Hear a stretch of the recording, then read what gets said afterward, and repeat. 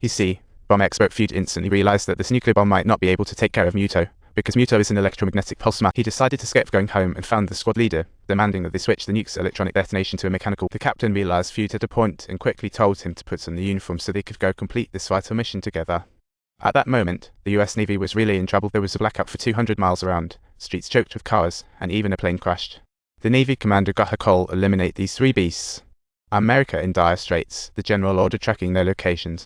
Professor Kins tried to persuade the commander, but the US military was overly confident, believing no creature could withstand the force of a million-ton nuclear bomb. They thought the reason Godzilla wasn't killed in 1954 was that the nuclear bomb was like a firecracker, while Feud was thinking about how to fix the ignition device. He swapped out the electronic detonator for an old-fashioned timer. Just then, the terrifying Muto showed up, scaring Feud so much that he couldn't even let out a little. This 96-meter-tall Muto was like a giant monster, roaring with its huge mouth, making it feel like it was about to swallow Feud whole. But luckily, it got distracted by a train in the distance, and Feud realized it was carrying 100 baby deer in its belly. Muto headed toward the train, and Feud and his buddy thought, uh-oh, the train has turned into a train. As the train drew nearer, they hastily jumped off the cliff, and fortunately, what lay beneath was a vast lake, bubbling furiously on its surface. When they resurfaced, they saw Muto intercepting the train, looking like it was swallowing a dandan with reckless abandon. The next day, when Feud woke up and wiped his face, he realized he hadn't died after all. He saw a US plane recovering the nuke that Muto had absorbed. Meanwhile, an emergency evacuation alarm sounded in San Francisco, and Feud's wife was hustling their son onto a bus. She decided to stay at the hospital to save others, while the Golden Gate Bridge was practically a parking lot, with evacuation alarms ringing everywhere. Not only were civilians evacuating, but military tanks rolled in, all aimed at the water, with warships lurking nearby. Inside the school bus, a bunch of kids were goofing around when suddenly a monster roared. Little Feud peered out the window and saw Godzilla sprinting toward them. Godzilla sensed something in its way, stopped in its tracks, and swung its tail as if saying, "Watch out, don't block the road." The military was about to report the civilians in the bridge, but then Godzilla stood up, blocking the incoming shells, and they all opened fire on Godzilla. The driver was utterly terrified, yelling, "Quick! Get out of this trouble spot as fast as you can." Cannons continued to fire one after another relentlessly. The shells targeted Godzilla, causing him to crash into the Golden Gate Bridge and continue striding forward. In what felt like a monster movie, they captured the vibe of the Normandy landings, and the US military finally repaired the nuke. After inserting 2 keys, the nuke activated, to explode in 90 minutes. Suddenly, a violent pulse attack hit, gutting out all ship engines. San Francisco's power grid collapsed completely, and even fighter jets were crashing into the sea, while a screech echoed across the sky. It was the flying male Muto.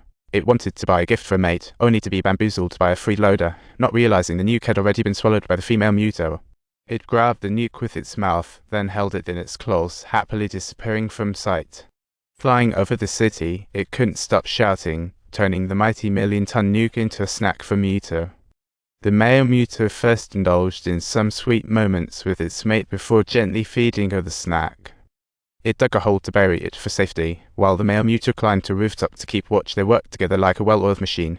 The US military learned Muto had brought the nuke to the city, and to prevent hundreds of thousands from radiation during the explosion, they sent a death squad to retrieve the bomb. But due to electromagnetic interference, the area within 5 miles was affected, and it was too late to walk there, so the death squad decided to parachute from 9,000. The commander asked the squad leader how long it would take to dismantle it once they found it, but the leader hadn't seen the nuke, so he couldn't guarantee anything.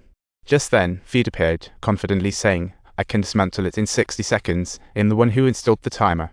The general's plans went up in smoke, and he could only hope for Godzilla now, as the 3 monsters converged on the city center. What a grudge match. People were scared stiff, quickly vacating the battlefield and sealing the shelter doors, praying this monster war would end ASAP. The death squad soared to 9,000 meters, diving toward the nuke on the ground, only to find Muto and Godzilla going at it like they were in a boxing ring. They could only pray they wouldn't get launched too, and once they landed safely, they quickly located the nuke only to see Muto spinning around.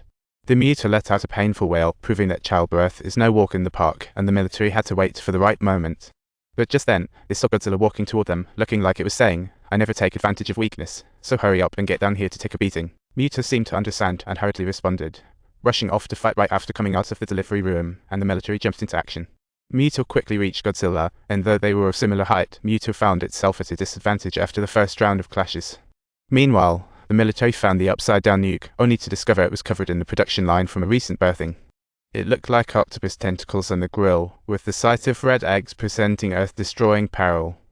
The military removed the nuke's warhead, which showed there were only 27 minutes left. While they were doing this, Muto got shoved over by Godzilla. until Muto finally hit the ground. Godzilla stepped on it while preparing to unleash a wave of flame, only to be interrupted by the airborne male Muto. The flying Muto used its advantage to constantly attack Godzilla, prompting Muto to rush in for help, successfully knocking Godzilla into a building.